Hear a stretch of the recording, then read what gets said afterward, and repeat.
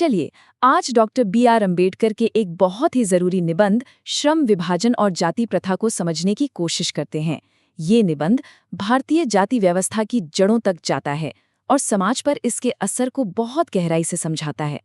तो इस पूरे विश्लेषण का जो सबसे बुनियादी सवाल है वो ये है कि क्या जाति प्रथा, जैसा कि कई लोग मानते हैं, सिर्फ काम का बंटवारा है? चलिए इसी सवाल की तह तक चलते हैं। अच्छा, तो इस सवाल को समझने के लिए सबसे पहले उस तर्क को देखना होगा जो जाति प्रथा के पक्ष में अक्सर दिया जाता है, और वो तर्क है श्रम विभाजन का। देखिए, ये तो एक सीधी सी बात है ना, कि किसी भी सभ्य समाज में काम का बंटवारा तो होता ही है। लोग अपनी काबिलियत और अपनी पसंद के हिसाब से अलग अलग काम चुनते हैं और इसी से समाज अच्छे से चलता है। और जो लोग जाति प्रथा का समर्थन करते हैं वो भी बिल्कुल यही तर्क देते हैं। उनका कहना है कि ये बस श्रम विभाजन का एक भारतीय तरीका है। पहली नज़र में सुनने में ये बात काफ़ी हद तक सही भी लगती है, लेकिन क्या ये वाकई इतना सीधा साधा है? और बस यहीं पर डॉक्टर अंबेडकर का जो मुख्य तर्क है वो सामने आता है। ये तर्क इस आम धारणा को पूरी तरह से पलट देता है और यहीं से इस विषय की असली गहराई शुरू होती है। निबंध एक बहुत बहुत महत्वपूर्ण अंतर बताता है। ये कहता है कि जाति प्रथा सिर्फ काम का बंटवारा नहीं है, ये काम करने वालों का यानी श्रमिकों का बंटवारा है। एक तरफ है श्रम विभाजन जो मर्जी से होता है, अपनी काबिलियत के आधार पर, और दूसरी तरफ है श्रमिकों का विभाजन जो जन्म से ही किसी पर थोप दिया जाता है और समाज में ऊंच नीच की एक पक्की दीवार खड़ी कर देता है। डॉक्टर अंबेडकर इसे अपने शब्दों में बिल्कुल साफ कहते हैं। जाति व्यवस्था केवल श्रम का विभाजन नहीं है, यह श्रमिकों का एक ऐसा विभाजन है जिसमें उन्हें एक दूसरे के ऊपर श्रेणीबद्ध किया गया है। मतलब साफ है, ये सिस्टम काम की स्पेशलाइजेशन के बारे में है ही नहीं, ये तो सामाजिक ऊंच नीच के एक ढांचे के बारे में है। तो इसका मतलब क्या हुआ? इसका सीधा मतलब ये है कि व्यक्तिगत पसंद की तो कोई जगह ही नहीं है। निबंध इसे पेशा का पूर्व निर्धारण कहता है, यानी एक इंसान का पेशा उसके जन्म के साथ ही तय हो जाता है, फिर चाहे उसकी दिलचस्पी किसी और चीज में हो या उसकी काबिलियत कुछ और करने की हो।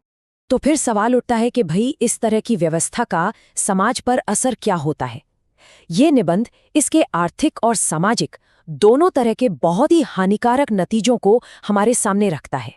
निबंध के मुताबिक ये प्रथा सबसे पहले तो देश को आर्थिक रूप से कमजोर बनाती है। क्यों? क्योंकि लोग वो काम कर ही नहीं पाते जिसमें वो सबसे अच्छे हैं। इससे एक तरह की स्थायी बेरोजगारी भी पैदा होती है, क्योंकि कोई अपना पेशा बदल नहीं सकता, भले ही उस काम की जरूरत ही क्यों ना खत्म हो गई हो। लेकिन इन सब से बढ़कर ये इंसान की अपनी क्षमता और उसके सपनों को कुचल देती है। और सोचिए, किसी को उसकी मर्जी के खिलाफ कोई काम करने के लिए मजबूर करना एक तरह की गुलामी ही तो है। और इसका असर सिर्फ आर्थिक नहीं है, बल्कि बहुत गहरा मनोवैज्ञानिक भी है। ये व्यवस्था लोगों के अंदर एक ऐसी सोच पैदा कर देती है जहां वो या तो काम से जी चुराते हैं या फिर उसे बिना किसी दिलचस्पी के बेमन से करते हैं। और ऐसा होना लाजमी भी है। आखिर जब कोई काम किसी पे थोपा जाएगा तो उसमें लगन और दिल कहाँ से आएगा? लेकिन ये निबंध सिर्फ समस्याएं नहीं गिनाता, नहीं, बिल्कुल नहीं। ये एक समाधान भी देता है, एक आदर्श समाज की एक तस्वीर पेश करता है कि आखिर एक समाज को होना कैसा चाहिए। और इस सोच का जो मूल सिद्धांत है वो है गतिशीलता। मतलब एक ऐसा समाज जो बंटवारे पर नहीं बल्कि लोगों के बीच लगातार मेलजोल, बातचीत और अपने अनुभवों को एक दूसरे के साथ बांटने पर आधारित हो। निबंध के अनुसार एक आदर्श समाज 3 मजबूत स्तंभों पर खड़ा होता है।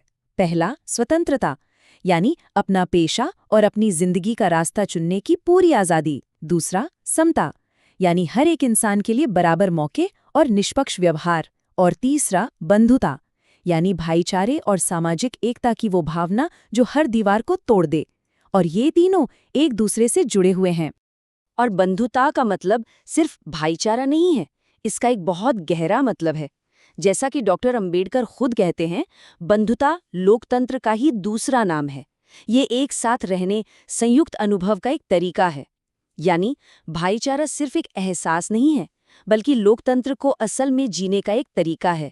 तो आखिर में ये पूरा विश्लेषण हमें एक बहुत बड़े और ज़रूरी सवाल पर लाकर छोड़ देता है कि एक आदर्श समाज में किसी भी इंसान की पहचान और उसकी ज़िंदगी का काम किस चीज़ से तय होना चाहिए, उसके जन्म से या फिर उसकी अपनी काबिलियत और उसकी अपनी पसंद से।